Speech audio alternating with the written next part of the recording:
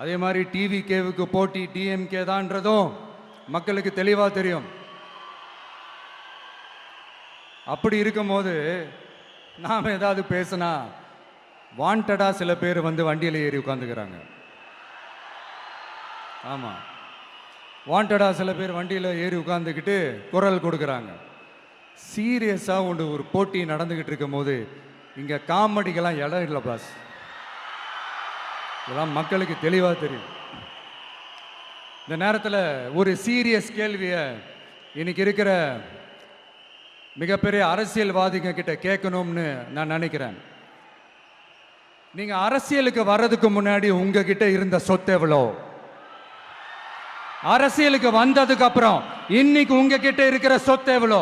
அதை ஓப்பனா டிக்ளேர் பண்ண முடியுமா?